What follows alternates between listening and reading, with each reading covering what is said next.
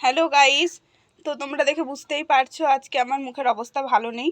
তো মুখের অবস্থা ভালো না হওয়ার কারণ হচ্ছে সকালবেলা আমি ছিঁড়তে গিয়ে বলতা চুমু খেয়েছি, মানে গাছের নিম পাতা ছিঁড়তে গিয়ে বলতা চুমু খেয়েছি।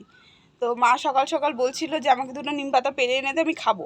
তো আমি যাচ্ছিলাম না আনতে, কিন্তু কেন যে গেলাম, আর সাথে সাথে আমাকে দুটো বলতা এসে এখানে একটা আর এখানে একটা চুমু দিয়ে গেছে।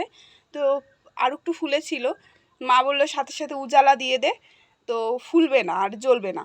তো কি বলবো গাইস, এত ফেটেছিল চুমু দেওয়ার পর, মানে এই প্রথমবার আমি বলতার চুমু খেলাম। আজ অবধি আমি কখনো বলতার চুমু খাইনি। তো দিল একেবারে চুমু এসে ঠোঁটেই দিল, আর কোথাও জায়গা পাইনি হাতে পায়ে। তো যাই হোক, বলতার বাসাটা উপরেই ছিল, মুখের উপরে, তাই জন্য এসে মনে হয় ঠোঁটটাই পেয়েছে, ঠোঁটেই চুমু দিয়ে গেছে। তো তোমাদেরও যদি কখনো বলতায় চুমু দেয়, তাহলে তোমরা সাথে সাথে উজালা লাগিয়ে দিও, অ্যাটলিস্ট জ্বলাটা বন্ধ হয়ে যাবে। মানে আমি উজালা লাগিয়েছিলাম সাথে সাথে, তারপরে আর জ্বলছিল না, কিন্তু ফুলেছে। যতটা পরিমাণ ফোলে তার থেকে কম ফুলেছে, আর এখন আস্তে আস্তে কমেও যাচ্ছে। এই তো কিছুক্ষণ আগেই চুমু দিল। যাই হোক, তোমরা যদি কখনো চুমু খেয়ে থাকো তাহলে কিন্তু তোমরা অবশ্যই উজালা দেবে, ঠিক আছে? এটা আমার তরফ থেকে একটা টিপস ধরে নাও, উজালা দেবে, দেখবে জ্বলাটা বন্ধ হয়ে যাবে।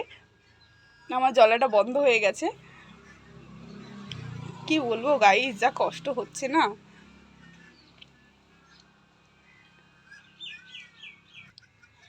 আর আমি তো এই প্রথমবার বলতার চুমু খেলাম। তোমরা যারা যারা বলতার চুমু খেয়েছো বা কামড় খেয়েছো, যাই হোক, কারা কারা খেয়েছো অবশ্যই কমেন্ট করবে কিন্তু। হ্যাঁ, টাটা।